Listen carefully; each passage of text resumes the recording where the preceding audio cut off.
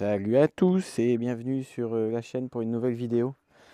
Bon, et vous le reconnaissez lui?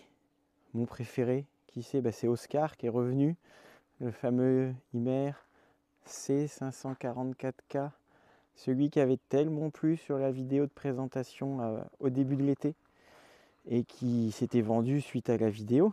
Et comme je vous l'avais annoncé il y a quelques temps de ça, il est revenu parce qu'en fait Oscar, tout aussi magnifique qu'il soit, il était trop petit pour les gens qui avaient acheté 5 couchages, d'accord, mais avec des grands ados, ça faisait beaucoup de manip. Donc, je l'ai récupéré. Pourquoi je l'ai récupéré? Parce que je l'avais remis en vente, en prévision, mais en fait, j'ai même pas eu besoin de le remettre en vente, parce que c'est une autre abonnée de la chaîne qui l'a racheté directement. Et puis, j'en aurais 10 des Oscars, j'aurais vendu les 10. Regardez, leur voilà. Aussi beau qu'avant, et en vrai peut-être même encore un peu plus, parce que l'intérieur est nickel. Ils me l'ont ramené, merci Célia, merci Christophe, dans un état de propreté intérieure. Je vais vous dire que si tous les gens étaient respectueux comme ça des véhicules, peut-être c'est fermé là, ouais, c'est fermé, je peux pas vous montrer, on va faire le tour par l'autre côté. Ils ont même remis des tapis supplémentaires dans la cabine pour protéger. Regardez-moi ça.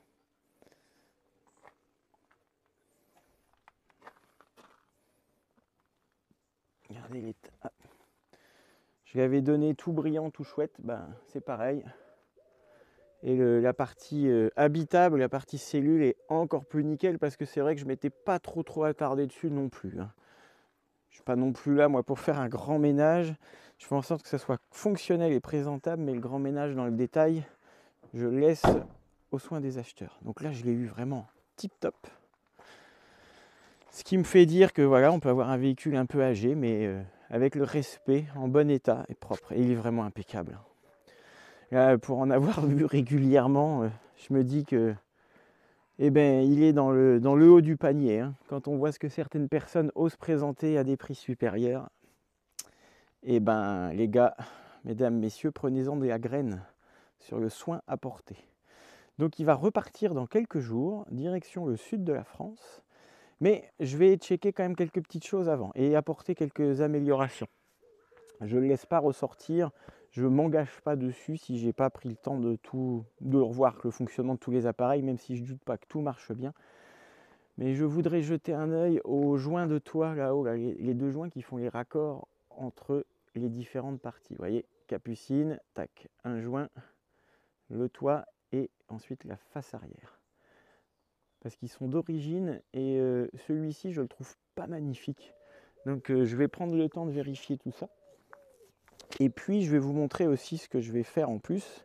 Bon, là il y a un marchepied qui est tout neuf, il était déjà pas très vieux, mais hélas il y a eu un petit incident de parcours avant la livraison, ce qui fait que il a à nouveau un marchepied électrique tout neuf. Hop, je me déchausse parce qu'on se déchausse pour monter dans Oscar. Et là, je suis en cours, vous voyez, j'ai commencé. Qu'est-ce que j'ai fait? Et le classique, on est repassé en ampoule LED, ça n'avait jamais été fait. Donc, vous voyez, on a ces ampoules-là d'origine halogène qui sont hyper consommatrices, qui étaient les ampoules qu'on trouve ici dans les spots de lecture. Donc, je les ai changées. Et j'ai changé, donc ça en fait 2 et 4 ampoules plus classiques.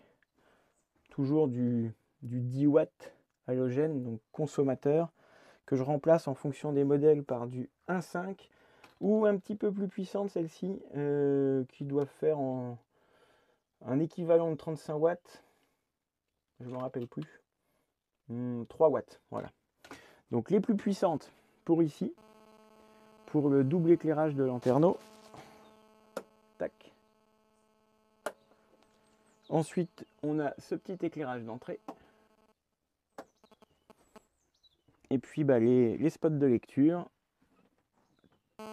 Tac. Pareil ici. Et l'éclairage dans la capucine qui doit se cacher par là. Voilà. Pour les autres, on est sur des néons. Donc ça, on les conserve parce que ça consomme très peu. Hop. Voilà. Donc on est resté en éclairage d'origine, la même chose dans la cuisine et la même chose dans le cabinet de toilette avec l'éclairage indirect. Voilà. Donc ça, je viens de le finir. Et maintenant, je vais m'attaquer aussi au montage d'un bloc-porte de la marque Tulé, pour ne pas la citer. Il n'y a pas de partenariat, encore une fois. Ça a été acheté et payé au prix normal. Qui a la particularité d'avoir un verrouillage de l'intérieur. C'est pas qu'un bloc-porte qu'on ferme de l'extérieur. On a le verrouillage intérieur, ce qui est très pratique puisque ça permet d'assurer la double sécurité. Donc je vais le poser par ici. L'idée c'est que ça vienne masquer la gâche de la porte d'entrée. J'ai sûrement un petit souci de place parce que on avait ce plan de travail en verre qui était fixé là. Mais malheureusement, je pense avoir besoin de mettre mon verrouillage par ici. Je vais voir comment je peux adapter ça, quitte à décaler la plaque. Donc vous allez suivre le montage avec moi. Allez, je vous reprends un petit peu plus tard. Bon, première étape de notre affaire pour la pose du bloc-porte, déterminer la hauteur à laquelle on va l'installer. Et en fait, moi, je me suis fié. Voilà. Je veux pas qu'il soit plus bas. Des fois, on le voit, hein, mais c'est pas ça l'idée. Normalement, c'est monter pour venir habiller la serrure d'origine pour éviter justement de pouvoir l'accrocheter ou faire quoi que ce soit dessus. C'est pas toujours possible de le faire puisqu'en fonction de la configuration intérieure, de comment sont faits les meubles, etc., on ne peut pas toujours passer derrière sur ce système-là du moins, où on a le verrouillage intérieur. Et puis, c'est compliqué à mettre en œuvre aussi sur une poignée qui n'est pas intégrée à fleurante. Celle-ci, elle l'est, donc on peut venir par-dessus. Prenez par exemple, on ne va pas aller chercher loin, le Bürsner, pardon, j'ai du mal avec l'accent allemand. Hein. La poignée en débord, on ne peut rien venir mettre dessus, donc forcément on est obligé de le passer en dessous. Hein. Donc là, une fois que j'ai trouvé la position, on met le gabarit de perçage qui fait aussi joint d'étanchéité.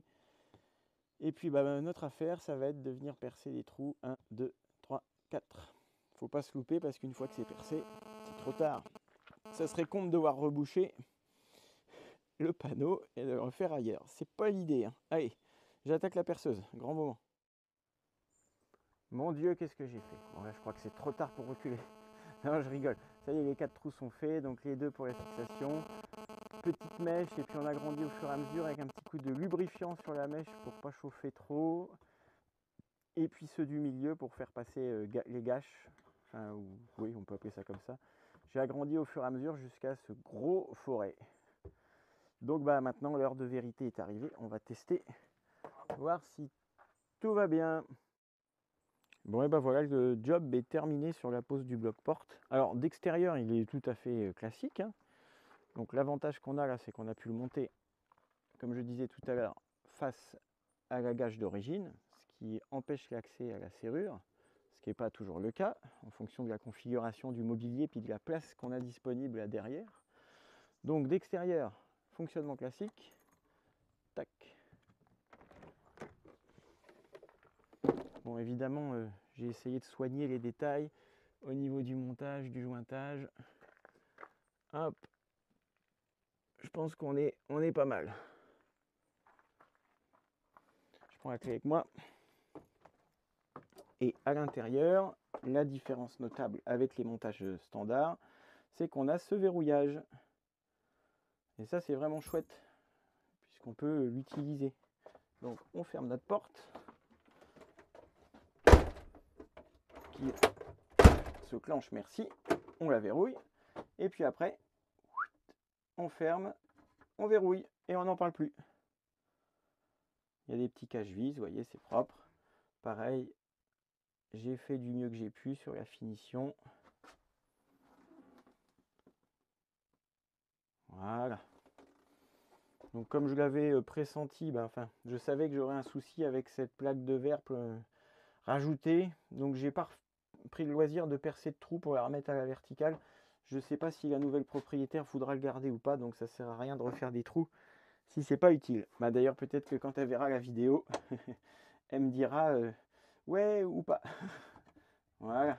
tac, et on ressort. Enfin, je rouvre pour faire la lumière et je voulais quand même vous montrer le modèle pour ceux que ça intéresse, même si je ne représente pas la marque du tout. Donc c'est intitulé Inside Out, intérieur, extérieur, vous l'aurez compris, Lock G2, qui au niveau prix doit aller chercher aux alentours de, en fonction de là où vous le trouvez, entre 75 sur internet et 150 € en boutique sur place.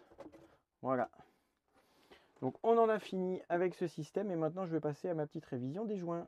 Allez, à plus tard. Bon, je vous emmène avec moi sur le toit. Alors évidemment, les modèles qui n'ont pas de galerie, c'est toujours un petit peu plus compliqué d'y accéder. Hop, désolé pour la qualité d'image. Alors, qu'est-ce que je vois? Bon, tout est propre, il n'y a pas de problème. J'en profite pour vous rappeler l'intérêt de ces capucines là, c'est qu'on est sur une pièce moulée en polyester et qu'on a le toit à recouvrement. C'est-à-dire que le raccord de panneau ne se fait pas ici, là, générateur de fuite, mais plus bas. Une petite gouttière là. Donc ça c'est idéal pour le vieillissement dans le temps et les véhicules les moins chers n'ont pas ce système. Mais on a quand même, il faut bien aimer, on a un petit point faible. C'est-à-dire que le raccord entre les deux là, on a ce gros joint là, qui est en très bon état. Hein. D'ailleurs je m'attendais à ce qu'il soit un peu plus moche que ça. On voit bien, on est sûr que le véhicule il a dormi à l'abri. Mais ce que j'aime pas trop c'est le raccord qu'on a là. Vous voyez là, je m'aperçois qu'il y a déjà eu une tentative là, de réparation. Mais je suis pas grand fan. Le seul truc que j'ai trouvé c'est ça, voilà. C'est la petite fente qu'on a là. Et le léger écartement ici. Alors moi dans le doute, je vais remettre un peu de Sika là. Et puis je vais aller voir derrière comment c'est, si on a la même histoire ou pas. Mais je veux être sûr de mon coup. N'oublions pas que la personne qui l'achète va vivre dedans à l'année et a connu des déboires avec un camping-car précédent. Donc ça n'arrivera pas ici. Allez, j'attaque. Alors voilà, armé de mon fidèle ami l'arrosoir, ainsi que du chien, toujours en observation. J'ai arrosé le toit un peu partout et je suis un peu comment dire, un fou des infiltrations. Moi, de toute façon, comme à chaque fois que je vais en voir et que les gens m'ont dit qu'ils étaient impeccables, ils ne le sont pas, je préfère prévenir que guérir là-dessus. Donc, comme ça me paraissait pas très chouette, j'ai quand même versé le contenu d'un arrosoir. Je suis allé voir dans les placards, pas de souci. Mais j'ai refait avec ma deuxième arme de guerre, mon pistolet à Sika 521. Moi j'ai refait par acquis de conscience. Voilà. C'est moyennement esthétique quand on est le nez dessus, dans la gouttière. Et allez voir le toit des 99% des camping-cars. Et puis vous me direz s'ils sont aussi propres que ceux-là. Voilà, vu d'ici, aucun problème. Et surtout, c'est efficace.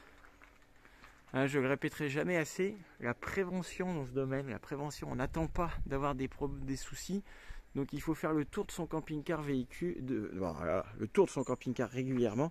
Je vous rappelle qu'un camping-car, ça reste une maison de poupée, c'est pas une construction en briques ou en parpaing. Hein. Donc là, on est tranquille, les autres joints, je les trouve très chouettes, j'ai fait tout le tour. Je vais rien refaire parce que c'était vraiment là que ça me paraissait un poil litigieux. Donc je peux dire que j'en ai fini avec Oscar puisque tout le reste j'ai refait le tour, j'ai retesté le fonctionnement des appareils, tout est nickel. Voilà. Donc il va être prêt à repartir dans quelques jours. Les niveaux sont bons, hein. Je rappelle que au mois de juin, donc il n'y a même pas 3000 km, distribution avec pompe à eau avait été faite, vidange, tous les filtres, le contrôle technique, tout était impeccable et ça l'est resté. Et puis ça tombe bien parce que demain je prends la route et c'est lui qui s'en va. C'est lui qui part vers sa nouvelle propriétaire qui l'attend avec impatience aussi. Donc on va dire adieu au Bürsner T603 et bientôt adieu à Oscar. Et j'en ramène un nouveau, mais ça chute. Ça fera partie d'un autre épisode. Donc là c'est potentiellement la dernière fois qu'on voit Oscar sur les vidéos. Après que je le reprenne encore une fois, mais je crois que sa future propriétaire, à mon avis, n'est pas prêt de le lâcher. Et remarquez, si jamais elle souhaitait le lâcher, moi ça m'arrangerait. Parce qu'on m'a demandé des recherches du même véhicule. Alors j'aimerais bien qu'il soit de nouveau à vendre dans un mois en fait. Bon allez, j'espère que vous avez apprécié ces petits bricolages sans prétention. Et puis à plus pour la prochaine. Et non, mais en fait la vidéo n'est pas finie. J'avais oublié de vous montrer quelque chose. Pour ceux qui suivaient déjà avant l'été, ou ceux qui n'avaient pas vu, vous pouvez retourner voir la vidéo de présentation d'Oscar, hein, où je montre tout l'intérieur, j'explique tous les travaux qui ont été faits. Je l'avais montré tel quel avant nettoyage et avant fin de préparation, et je vous avais dit que je m'étais engagé, entre guillemets, à refaire, à traiter la partie arrière du soubassement, chose qui avait été faite. Hein. Donc vous voyez, j'avais repris tout ça, donc ça c'est la rallonge de châssis d'origine. Vous voyez, vous avez le châssis du camion qui s'arrête là, derrière, et ça c'est une reprise Imer qui soutient la soute. C'était pas très joli d'aspect, donc j'avais tout gratté et tout traité en anti-rouille, donc il y a presque 4 mois je crois. Donc vous voyez, c'est tout nickel. Regardez l'ancienne vidéo pour vous souvenir. Donc là on a vraiment un aspect au top, et puis surtout un vieillissement clairement ralenti. Hop là. Oscar 2003. 130 000 km et état neuf. Que ce modèle serve d'exemple à aux vendeurs des prochains camping-cars que j'irai voir et qui m'annoncent par téléphone que le véhicule est dans un état neuf. Vous regarderez cette vidéo là et puis vous me direz si votre véhicule est dans le même état ou pas, que je sache à quoi m'attendre. Voilà, allez ce coup-ci je vous laisse, bye bye Oscar, à bientôt.